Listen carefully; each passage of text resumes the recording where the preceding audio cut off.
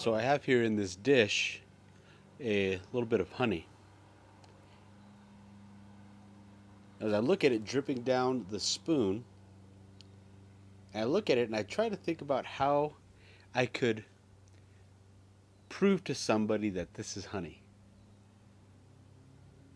I could lean on science and I could tell you that based on science that this is a combination naturally created of glucose and fructose, and that it's got about a 15% water content, which lends itself to its viscosity, and which is why it's so thick.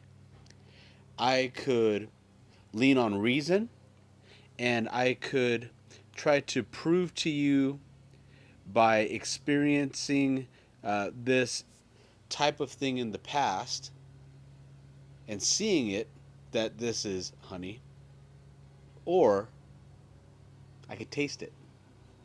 And I could invite you to taste it, to experience the actual taste of honey, and to not only have a mental assent to what it is, but also to enjoy what it is. I borrowed this analogy from a book that I read recently by John Piper called Coronavirus and Christ. He published it very quickly in response to our current crisis. But it led me to, he was talking about it in a different vein, but it led me to consider Psalm 34, verses 8 and 9. Oh, taste and see that the Lord is good. Blessed is the man who takes refuge in him. Oh, fear the Lord, you his saints, for those who fear him have no lack.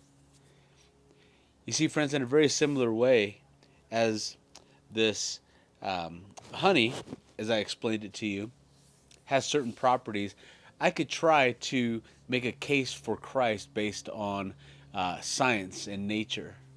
I could make a claim based on reason and the reasonableness of this book and what we've experienced and what we see about him here in the text.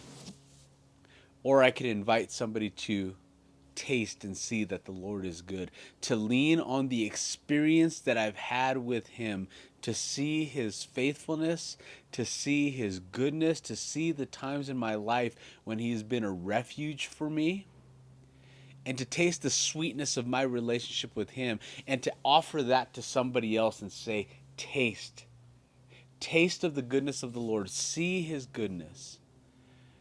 Friends, during this time, we have an opportunity as the church to either try to argue people into the kingdom or to share our experience of Christ in the world and to invite people to taste and see that the Lord is good, which means that we should have some sort of reflection of the flavor of Jesus. That our words should be sweet words. Our words should reflect the sweetness and the taste of the Lord. That our actions should reflect the sweetness and the taste of the Lord. That the way that we operate in the world with those who don't know him should reflect the sweet flavor of Jesus Christ. So friends, as you go forth today, as you consider Psalm 34, verses 8 and 9, would you go in the sweet flavor of the Lord and share the savory goodness of your relationship with Jesus Christ? Would you share it with a world whose taste buds are longing for him, even though they don't realize it, and they don't realize it because they haven't yet tasted it? And when you share that with them, would you help them and invite them into a relationship with Jesus Christ as we savor him, as we seek him, and as we treasure him together?